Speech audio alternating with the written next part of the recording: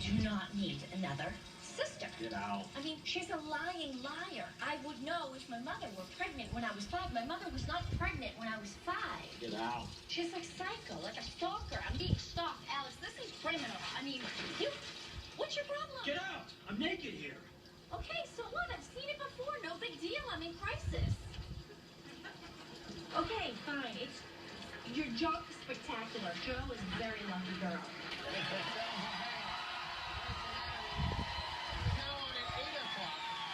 On Thursdays here on ABC. Maybe that's why they don't like us saying vagina. Maybe that is why. I don't know. It is a weird thing. There is a double standard there, and if I was you, I would sue them over this vagina. I wonder if we'll get bleeped out here. There'll be some limit on the number of times you can say it here. Now, your character tonight found out that somebody she does not like at work is her half-sister. There are a lot of surprise babies in your life right now. That's happened to Meredith before. Sisters pop up all over the place. That's the amazing thing about playing Meredith is you never know what's going to happen. Yeah, I mean, Guillermo could fly in the hospital. Tell Shonda, we're available. I mean, Guillermo, we'll make time for that if you guys want. Yeah. Oh, you look really weird standing there with a paralyzed version of yourself. Now, you had a little bit of a scare at your house this week. Yes, I did. She's okay, which is why we can tell the story and laugh about it. The dog is okay. My dog was attacked by a coyote. A coyote jumped my wall at my house. My property is completely gated and walled, 6-foot wall around the whole property. Middle of the day. 6-foot wall. 2 days ago. But my husband made a good point. There was cars parked in front of my house. So there's a good chance that the coyote jumped on top of a car roof and then over, heard the dogs or smelled the dogs or something. And 3:30 in the afternoon, broad daylight, a house full of people. And he just jumped over the wall and hid in the bushes. So no one really saw the coyote.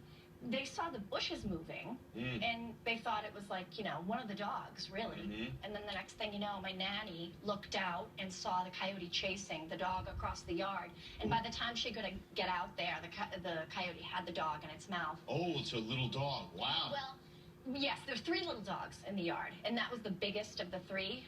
Thank God, because the other 2 would not have survived these injuries. How did you chase the coyote off? Then my nanny, Christina, just started screaming at the top of her lungs. I had run to the store, so I wasn't there. I had run out.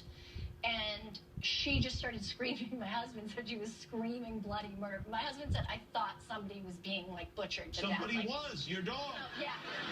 She was, screaming at the top of her lungs, and the coyote dropped the dog and jumped back over the fence, over the wall, which is how we know that they're able to do it now. Wow.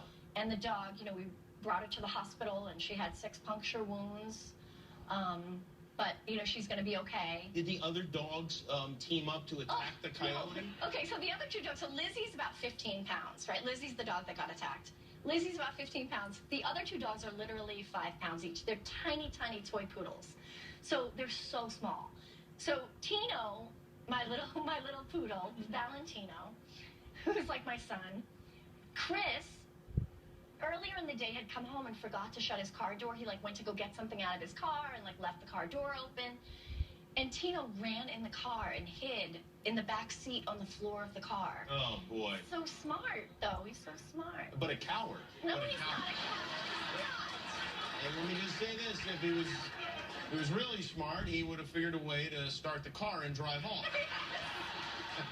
Well, it's very good to see you. Give Chris and the new baby in your car.